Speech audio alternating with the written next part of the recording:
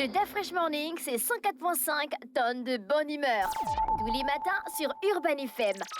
La meilleure radio de la capitale. La meilleure radio de la capitale. Sur les 104.5 Urban FM, on est avec Jean-Paul. Jean-Paul, bonjour. Bonjour DaFresh. Comment tu vas ce matin? Ça va très bien. L'actualité internationale nous emmène où? Aux États-Unis. On va essayer de comprendre la candidature de plus à la prochaine élection de 2024 avec l'entrée en liste de l'ancien vice-président de Donald Trump, donc Mike Pence, qui a officialisé en fait sa candidature de manière indirecte puisqu'il a déposé son dossier de candidature auprès de la fédération, l'organisme fédéral en charge des élections, la FEC. Et donc, c'est ainsi que, puisque la FEC a rendu officiel le dépôt de candidature de Mike Pence, c'est comme ça que, évidemment, le monde entier a pu le savoir. Alors, Mike Pence était, en 2016 et 2020, le vice-président de Donald Trump. Avant ça, il était le gouverneur de l'Indiana. Il a été gouverneur de l'Indiana de 2013 à 2017. Et avant ça, il était évidemment député dans le cadre, député pour le Parti républicain. Et il a été député de 2001 à 2012, exactement. C'est quelqu'un qui est, d'abord, c'est un Américain d'origine irlandaise, c'est un catholique, chrétien catholique, ils ne sont pas nombreux, hein. Il a ce point commun avec Joe Biden, la plupart des Américains sont protestants. Alors donc, Joe Biden, il est catholique. Oui, Joe Biden est catholique. Comme Kennedy aussi était. C'est le premier président catholique après John Fitzgerald Kennedy. Les autres ont toujours été des protestants aux États-Unis. Et donc, Mike Pence, évidemment, a été donc le vice-président de Donald Trump. C'est quelqu'un qui a commencé sa carrière depuis le milieu des années 70. Mais il a commencé sa carrière chez les démocrates. Les gens le savent. Il a commencé la carrière chez les démocrates. C'est possible de partir des démocrates? Oui, il y en a qui le font. Il y en a qui le font. Il y a la transhumance là-bas. Voilà, il a commencé sa carrière chez les démocrates en 76. Il y a la transhumance. En 74, il avait en 76, pardon. Il avait commencé d'abord très jeune à soutenir la candidature de Jimmy Carter. Et puis, durant le mandat de Jimmy Carter, il va être plus ou moins déçu de cette présidence-là. Et puisqu'il va possible, durant la présidence de Jimmy Carter, il va tenter d'abord d'être député. Ça ne va pas marcher. Et donc, en 1980, il va décider de changer de camp et donc de soutenir cette fois-ci la candidature de Ronald Reagan. Et donc, il va donc devenir républicain, mais ça ne va pas aussi arranger les choses. Je veux dire qu'il ne va pas connaître le succès aussitôt. Il va connaître à peu près 3 échecs. Il va faire 3 tentatives pour obtenir déjà l'investiture primaire, puis l'investiture primaire pour le poste de député. Et aussi, il va tenter par la suite d'être député. Une fois qu'il aura obtenu l'investiture, malheureusement pour lui, il va à chaque fois perdre. Il faudra attendre 2001 pour que enfin Mike Pence puisse remporter sa première élection. Et donc, il devient donc membre de la Chambre des représentants et il va pour le compte de l'État de l'Indiana. Et donc, il va garder cette position-là jusqu'en 2012. Et à partir de là, il va briguer le poste de gouverneur de l'Indiana qu'il va remporter grâce au soutien évidemment de son parti.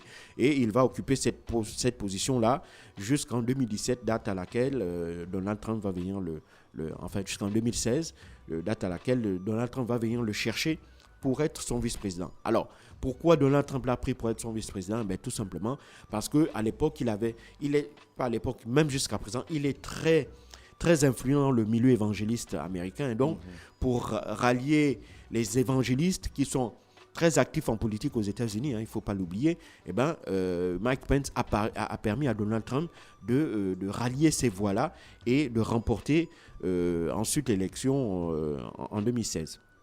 Donc, à partir de là, il va donc être le vice-président de Donald Trump.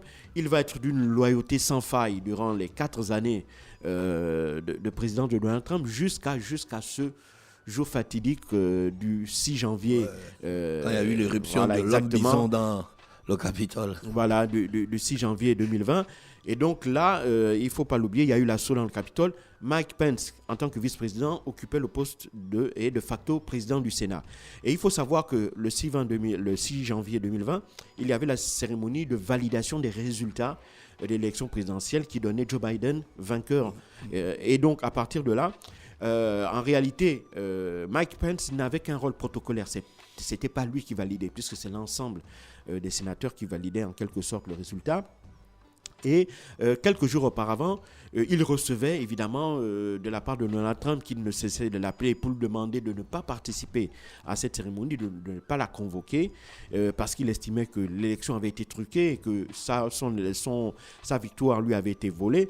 Et Mike Pence va rester sourd, si tu veux, aux appels de son ancien patron, et va donc décider d'organiser cette cérémonie. On se rappelle des images ahurissantes lors de cet assaut-là où les services de sécurité du Capitole avaient dû extraire Mike Pence de la salle même où avait eu lieu la validation pour aller le réfugier dans une pièce pour éviter qu'il ne soit lynché par les partisans de Donald Trump qui avaient donné l'assaut sur le Capitole. Et donc depuis lors, il y a une forte inimitié entre les deux hommes, entre Donald Trump et Mike Pence. Celui-ci est même vraiment détesté par les membres du MAGA, ce qu'on appelle les Make America Great Again, donc les partisans de Donald Trump. Et donc depuis lors, à chaque fois que Mike Pence croise des partisans de Donald Trump lors des rencontres de Great Old Party, donc le parti républicain, eh ben, il est régulièrement hué, insulté. Il est évidemment qualifié de traître parce qu'ils estiment qu'il a joué un rôle dans le fait que Donald Trump n'ait pas pu conserver la présidence américaine. Et donc, il faut savoir que le fait que Mike Pence décide de se lancer dans cette course, c'était aussi un secret de polichinelle parce que, évidemment, il avait multiplié un certain nombre de tournées. Et donc, dans ces tournées-là, évidemment, il revenait sur cette question-là de la prochaine élection présidentielle, donc notamment les primaires. Et donc, il a donc décidé qu'aujourd'hui, qui est le jour de ses 64 ans, il va faire un meeting dans la ville de Des Moines, c'est dans l'Iowa, dans l'Ohio, pardon. Et donc, de l'Ohio, il va ensuite participer à une émission en direct sur CNN, justement pour essayer de décliner les grandes lignes de sa politique et comment il compte convaincre les membres du Parti républicain pour lui accorder leur confiance afin de partir à l'assaut de la Maison-Blanche. Mais il faut savoir que cela va être très très difficile pour lui parce que selon les derniers sondages réalisés par des instituts américains, il tourne aux alentours de 3,8% des intentions de vote. Il est très loin de Ron DeSantis, le gouverneur de la Floride, qui a 22,5%, et il est aussi très très loin de Donald Trump, qui caracole loin en tête avec plus de 53% des intentions de vote des sympathisants et des militants du Parti républicain. Donc pour pouvoir être en capacité de dépasser Donald Trump, ce n'est pas impossible, parce que je vous dis, aux États-Unis, tout est possible.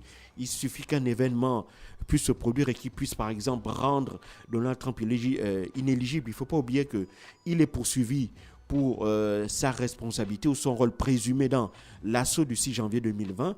Et donc cet assaut-là, s'il est jugé coupable d'être, si tu veux, d'être l'instigateur de cet assaut, il sera condamné pour atteinte à la sûreté de l'État. Et donc s'il est condamné pour atteinte à la sûreté de l'État, ça fera que de facto, il sera rendu inéligible. Il perdra ses droits d'éligibilité. Et donc à partir de là, ce sera un boulevard qui sera ouvert pour les autres candidats. Et donc le procès n'a pas encore eu lieu. Il aura certainement lieu peut-être d'ici 2024, avant l'élection 2024. Et donc s'il est condamné, s'il est reconnu coupable et il est condamné, Donald Trump risque de ne pas pouvoir se présenter à la présidentielle. Et là, évidemment, ça changerait les donnes. Et je pense que de manière un peu inconsciente, des candidats comme celui de Mike Pence, c'est que face à Donald Trump, devant les partisans du Parti républicain, il n'a pas sa chance. Mais il se dit qu'entre-temps, d'ici 2024, il peut arriver un événement, pas seulement l'inéligibilité par le biais de cette condamnation, mais aussi peut-être un scandale qui serait peut-être que la grande majorité des militants du Parti républicain considéreraient comme étant un scandale de trop, et donc ce qui pourrait faire que les indécis puissent éventuellement tourner le dos à Donald Trump et peut-être rallier Mike Pence sur, évidemment, les autres thématiques sur lesquelles il est très fort. C'est un farouche opposant au wokisme, donc au mouvement LGBT+. C'est un farouche opposant à l'avortement. C'est un partisan pour la libéralisation des armes à feu. Sur le plan économique, c'est vraiment un pur républicain. Donc c'est un libéraliste, même un néolibéral. Et donc tout ça fait que, évidemment, il a déjà, si tu veux, d'un point de vue idéologique, d'un point de vue politique, il coche sur toutes les cases du parfait candidat du Parti républicain. Mais ça ne va pas suffire parce qu'aussi il y a un certain nombre d'autres éléments. Le fait que, par exemple, avec Ron DeSantis, il y a l'écart d'âge qui va énormément jouer. Et puis, je pense que Ron DeSantis est beaucoup plus dynamique, à l'opposé de Mike Pence, qui a toujours été quelqu'un qui a une image d'une personnalité assez posée, assez zen, quoi. Donc, ça, parfois, ça pourrait se retourner contre lui. Mais il est clair que quand on regarde en face de lui, on a un Donald Trump qui est ultra dominant dans le paysage politique républicain, donc à droite. On a un Ron DeSantis qui est lui aussi, qui monte en flèche, même s'il est encore très loin de Donald Trump. Et donc ces deux personnalités-là, pour pouvoir les dépasser et arriver à prendre la tête, évidemment, il va falloir qu'il y ait un certain nombre d'événements totalement imprévisibles qui se produisent. Et puis, il y a aussi le fait que peut-être il change de stratégie, il améliore son image, il la peaufine et puis il arrive à avoir le discours qui sied et qui plaît, notamment à la droite américaine, pour lui accorder leur soutien afin qu'il puisse briguer et remporter cette primaire-là. Mais il est clair que c'est une candidature de plus aussi qui fragilise les autres tout petits candidats comme les Nikki Haley et tout ça là. Mais évidemment, c'est aussi une très bonne chose parce qu'une fois que les primaires vont être enclenchées, on va voir se dégager une autre dynamique en fonction du comportement des différents candidats et on va voir la capacité justement que Mike Pence pourra montrer pour essayer de convaincre les Américains, notamment les électeurs de droite, de lui accorder leur soutien. Merci Jean-Paul avec nous ce matin sur les 104.5 Urban FM, la station urbaine dans le Da Fresh Morning pour l'actualité internationale. Restez connectés, on se retrouve juste derrière. Le Da Fresh Morning, c'est 104.5 tonnes de bonne humeur. Tous les matins sur Urban FM. Le Da Fresh Morning, c'est 104.5 tonnes de bonne humeur. Tous les matins sur Urban FM. La meilleure radio de la capitale. La meilleure radio de la capitale.